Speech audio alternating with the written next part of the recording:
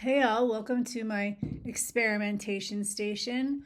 I thought I would try recording some of my lectures. That way you can watch them in your own time instead of having to watch you watch me in class.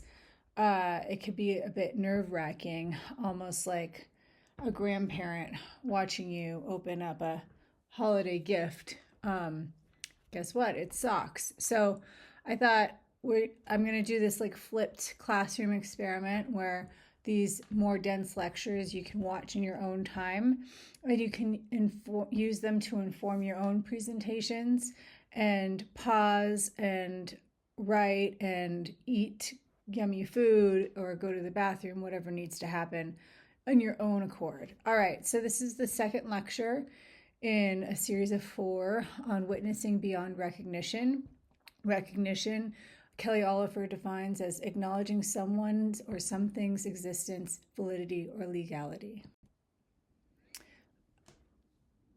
Among other things, today we're going to talk about reverse mirror stage, affirmative versus transformative, and identity as subordination and exclusion, among other things. But I'd feel really dope if by the end of this lecture you were all familiar with these 3 concepts. Again, it's the reverse mirror stage, affirmative versus transformative, and identity as subordination and exclusion.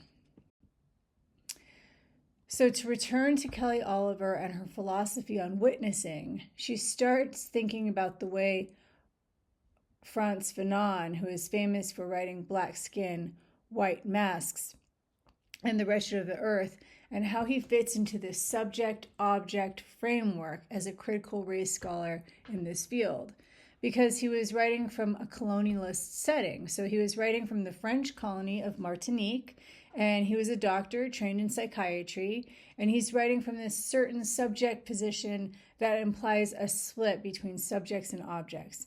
Now, from his perspective, the colonizer is a subject that turns the colonized into objects. So he sees himself as being an object in this situation.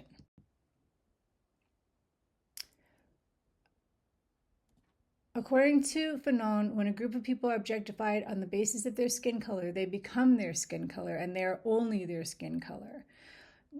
Dehumanization motivates the struggle for recognition. So Oliver recognized this as a kind of reinscription of the Hegelian subject-object split. So just to return back to the Hegel, his idea was, his big contribution was this master-slave dialectic, or that there is a subject and an object, and the subject can sort of other the object.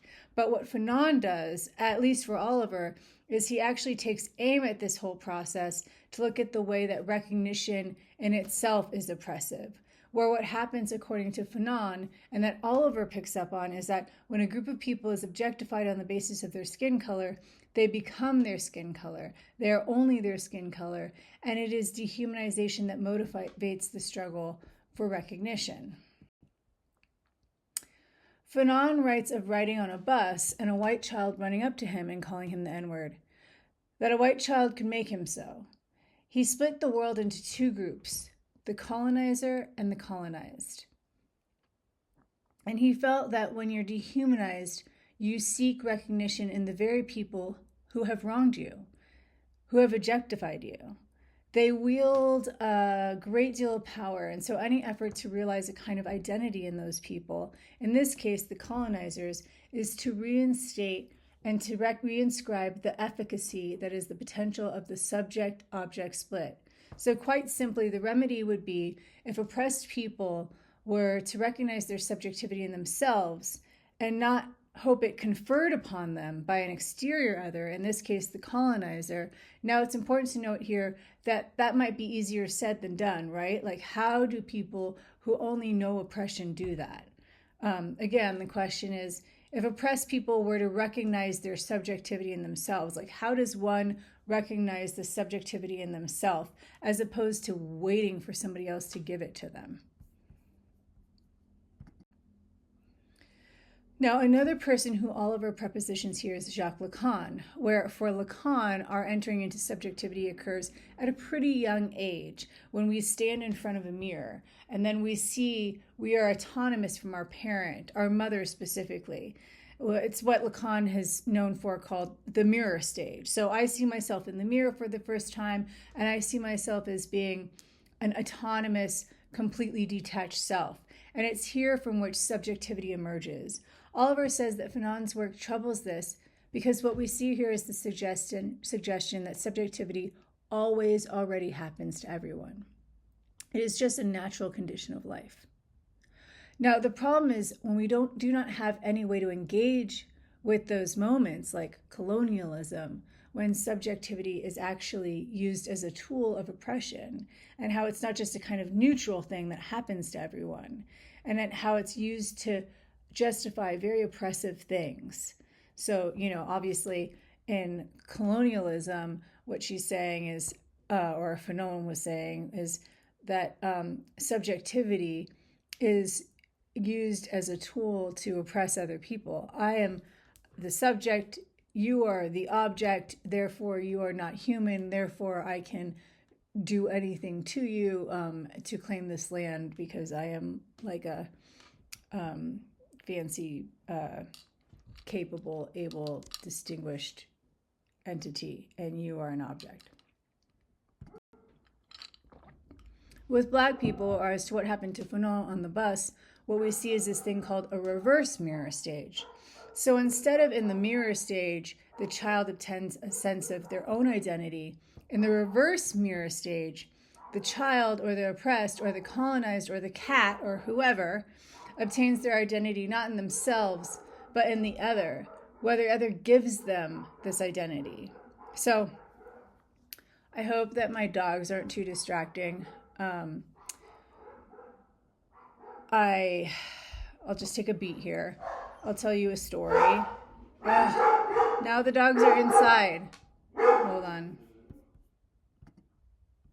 Okay. That's exciting. There's a feature where I can pause. So I'm just going to talk a little bit about reverse mirror stage and tell you a bit of a story. I was like in my early 20s when I came out. Life was really comfortable to come out. I was working in San Francisco and living in San Francisco, and two of my sisters were sort of lesbians in San Francisco. One of them was a dancer for one of the biggest clubs, and it was kind of, I guess, today's version of an influencer.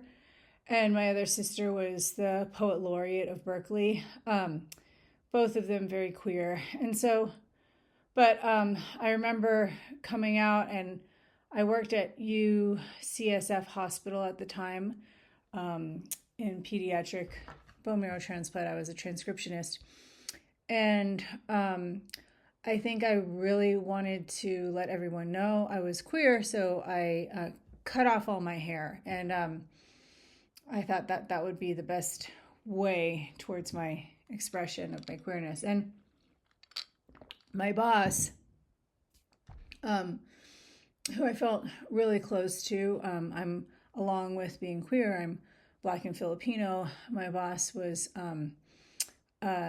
an Asian woman, and her husband was Black, so she had Blasian children, and she took on a very sort of motherly stance with me. But anyhow, when she saw me walking down the hall with my new haircut, she was like, "You look like a lesbian."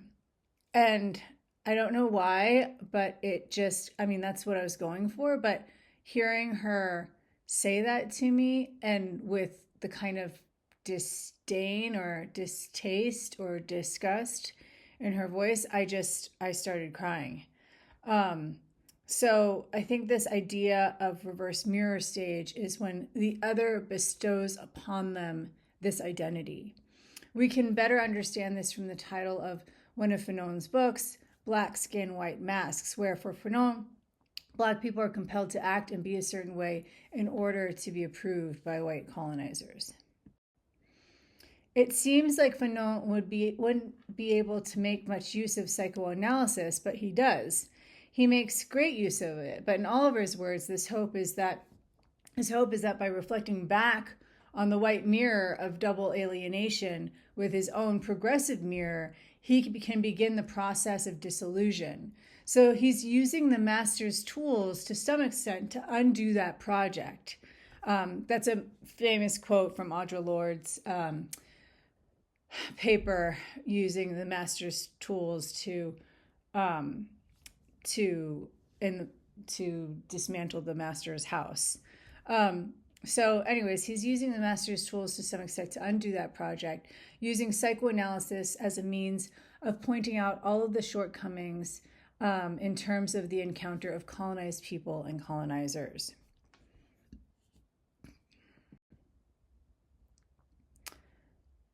So, whereas for Fanon, what he's interested in is love and affect, because love's affective dimension opposes desire's reason.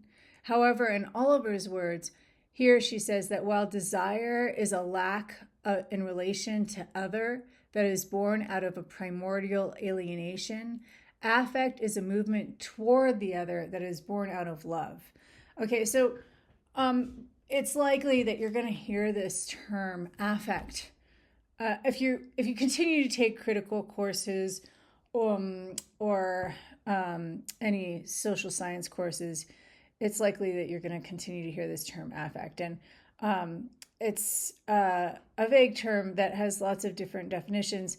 It's not exactly emotions or feelings, but it is a conveyance of feelings and emotions. So again, she says affect is a movement toward the other that is born out of love, whereas desire is a lack in relation to the other. And I guess what I interpret that to mean is when you want something, when you desire something, it's because you don't have that thing. It's out of your purview. Whereas affect is a movement towards something. So I hope that's helpful. So Oliver then digs into another theorist, Nancy. She's a feminist phenomenologist. She digs into Nancy Fraser's idea about affirmative versus transformative politics. So affirmative politics seek to ameliorate a tension that is plaguing society, whereas transformative politics tries to completely overhaul an entire system. So it'd be like the liberal solution versus, a really Marxist solution, where the liberal wants to add women to corporate positions and then equality will have been reached. This is only a problem that's going to keep the system going. It's a problem that perpetuates an already sort of broken system. It's a little bit unclear to me how Oliver perceives of this. She says she likes Fraser. She says that this distinction is important, but she says that this distinction, because it works on this kind of binary way, does risk reinscribing a certain kind of logic of political action, one that privileges one over the other. So that's saying it's privileging transformative over affirmative. Oliver isn't saying we should be affirmative, political people, we should be transformative, but she questions how much of this binary actually works to reinscribe a system where we're able to say, hey, look, we're on the right side of things and you over there are doing it wrong. So it's sort of like, again, bringing up this difference or subject-object relationship. I think she's just very anti-binary overall, and again, strives for a subject-subject relationship as opposed to subject-object. So she says we can remedy this with deconstruction.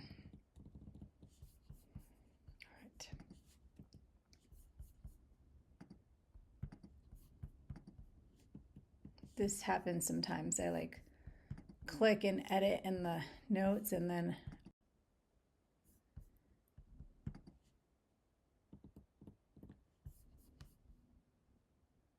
I thought I was pausing, but I wasn't. We'll see what happens. Okay, we're still recording. I hope you didn't have to see a bunch of weirdness. But anyways, so another way to understand it, the best example is put forward by Eve Sedgwick in the Epistemology of the Closet, where she talks about the binary between heterosexuality and homosexuality. She says that binary implies that heterosexuality is entirely dependent upon the existence of homosexuality. So in order to obtain its kind of privileged status, meaning in order for homosexuality to be privileged, for heterosexuality to be privileged, homosexuality relies upon it, I guess. Okie doke. Now I can go to the next slide. All right. So going back to Jacques Derrida, who is absolutely influential in forming this, the binary always implies a kind of hierarchy. It implies us privileging one side over the other. Whether or not that is totally the case, we don't know, but it's a construct. It's one that doesn't exist within nature, but it's something that we have created. Because of that, we can find various faults with it, or extensions of our own faults within it. Does that make sense? That binaries are a construct. They're invented. They don't just exist naturally in nature. Naturally in nature. Brilliant. Okay. Next slide. Oliver looks at the work of two feminist and critical race scholars, Maria Lugones and Iris Young. So Oliver identifies that in Lugones' work, she advocates for an identity politics that marks a person essentially reducing the racist encounter as one of difference. So she advocates for a kind of playfulness and transformation through what she calls world traveling that oppressors try to foreclose. She's speaking from the context of a Latina woman who recognized, and this is coming out of the kind of work of Gloria Anzaldúa, and that being a Latina American woman, you exist between two worlds, and your American identity as well as your Latina identity. So I think the best example of this is Anzaldúa's Borderlands, which I will attach like the preface or a link to the preface of Borderlands wherever this is living on the interwebs, and you all can take a look at it. And pause the video to read it just so you can get some concept of it. But Borderlands is a sort of seminal text that Anzaldúa wrote in, I think, English, Spanish, and I want to say Nahuatl or another indigenous language.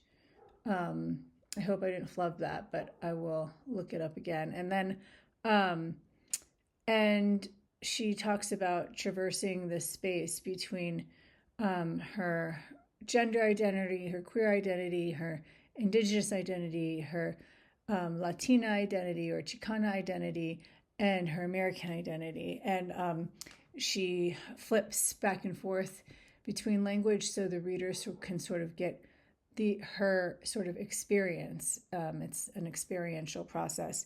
Also, interestingly enough, a critical professor of mine pointed out that if you just look at the text and the way it's like laid out on the page, it looks a bit like a snake. And there are a lot of references to snakes and stuff. So I don't know, it's something interesting to point out, I think. So Lugones talks about the possibility of playfulness, that existing in between opens you up to certain possibilities of playfulness, that in traveling in different cultural settings in order to expand your horizons. Now, Oliver challenges this by saying that world traveling and playfulness are luxuries only afforded to the dominant group. Additionally, though, the very idea of world traveling implies borders of fixed lines. So by saying, I'm going to travel to this place over here, reinscribes the insistence of that place being separate from that place or the place you are emanating from, or coming from, which is, again, a subtle reinscription of borders. What that does is it reinscribes borders, whereas all Oliver wants to see is what binds us rather than what separates us. So again, she's really invested in all the elements that bind us together. Young. Unlike Lugones, the work of Iris Young is an effort to break down assumptions about fixity and identity politics and identity more generally. Young is most known for her seminal essay on feminist phenomenology, Throwing Like a Girl, wherein she explores the comportment of feminine movement. But Young falls kind of short for Oliver as she simply reinscribes a kind of difference. Her thinking leaves social hierarchies intact. Now, here's a longer quote of Oliver's characterization of the two, where she says that with Lugones, we have two people. Here, I'll put it up here for you. Sorry if my face is covering part of it. Okay, so with Lugones, we have two people separated by two different worlds who can be crossed through the identification, whereas that can be crossed through the identification. Whereas with Young, we have two people separated by an abyss, by differences, which cannot be crossed by identification, but only through language.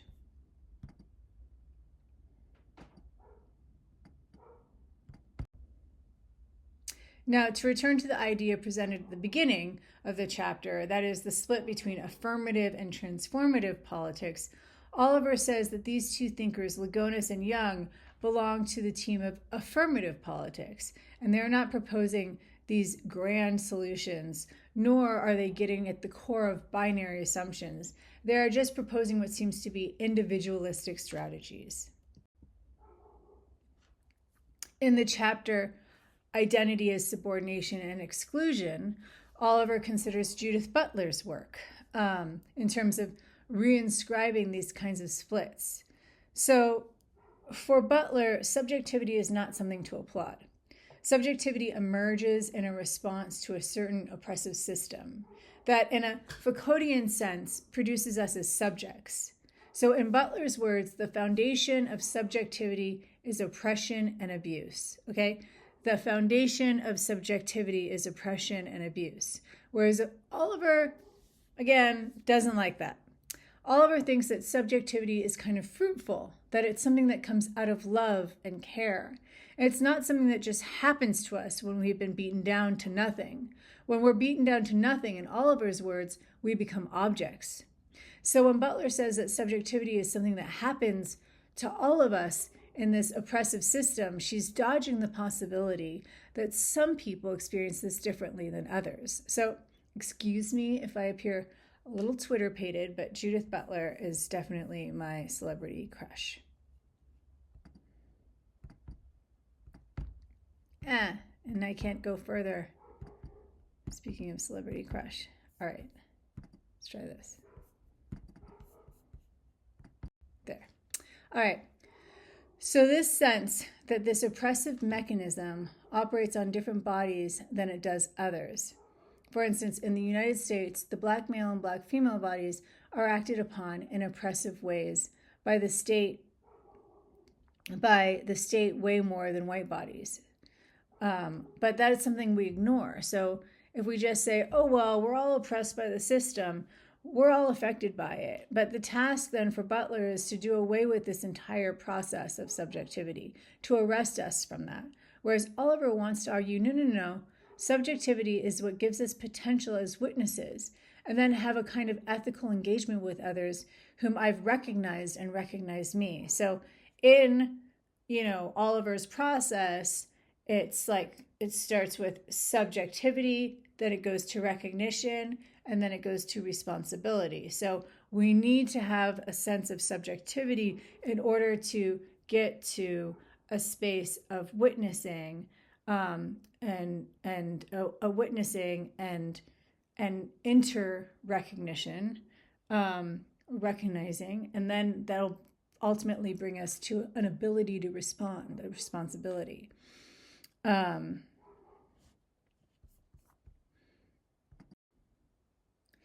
So this is why in Butler's work, resistance is often reduced to these haphazard moments like performativity. So Butler says that performativity, like in drag, is something that challenges the system. Where Oliver says, can we really say that? Because it seems like this challenge to the system is just happening by chance. It's just like a byproduct.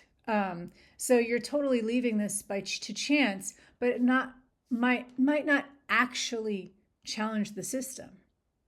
All right. So if we're just existing on the surface in that way, as though our bodies are what's going to oppose the system, then we're ignoring our responsibilities to others, our responsibilities to ourselves, and our interpretation and analysis of the situation in which we exist. And here that propels us to our next section and unit on witnessing.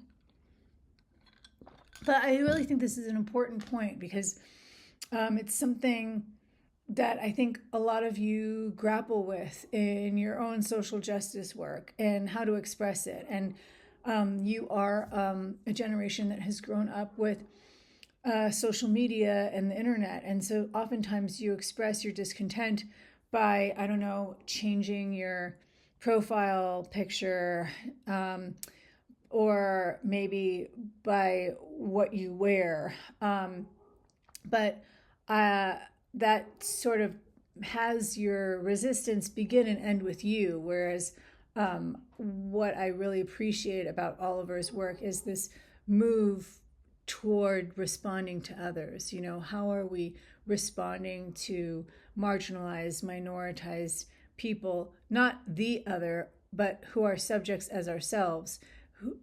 How are we responding to oppression, basically? Is it enough to respond to oppression with performance, or do we need to actually respond with action, and what does that look like? All right, so I'm going to sum it all up now. I'd like you to kind of note in your notebook an example of each. Okay, so the key takeaways here are, these were the three things I wanted to like really drive home. So reverse mirror stage. In the reverse mirror stage, the child or the oppressed or the colonized, whoever, obtains their identity not in themselves but in the other, where the other gives them this identity, right?